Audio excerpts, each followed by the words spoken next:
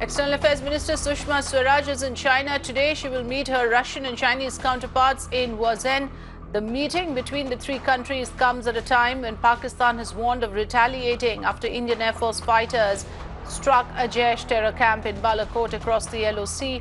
Let's listen in to the Union External Affairs Minister's address in Wuzhen a short while ago.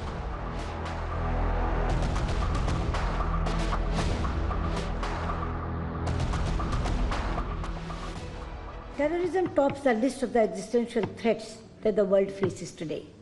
We are aware of the recent dastardly terrorist attack on our security forces in Pulwama, Jammu and Kashmir, perpetrated by Jaish-e-Mohammed, a Pakistan-based and supported terrorist organization proscribed by the United Nations and other countries. We lost more than 40 personnel from our Central Reserve Police Force, while several others are injured seriously. Such dastardly terrorist attacks are a grim reminder for the need for all the countries to show zero tolerance to terrorism and take decisive actions against it. Following the Pulwama terrorist attack, instead of taking seriously the calls by international community to act against Jaish-e-Mohammed and other terror groups based in Pakistan, Pakistan denied any knowledge of the attack and outrightly dismissed claims by Jaish-e-Mohammed.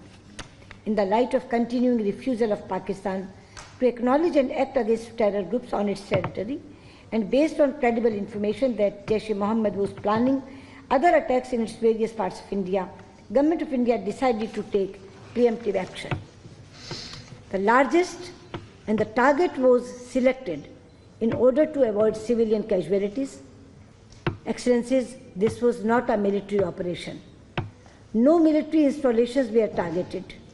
The limited objective of the preemptive strike was to act decisively against the terrorist infrastructure of Jaish-e-Mohammed in order to preempt another terror attack in India. India does not wish to see further escalation of the situation. India will continue to act with responsibility and restraint. Excellencies, in our discussions today, I look forward to having productive exchanges with you on other important issues such as climate change, reformed multilateralism, RIC cooperation under the framework of international organizations, and international hotspot issues.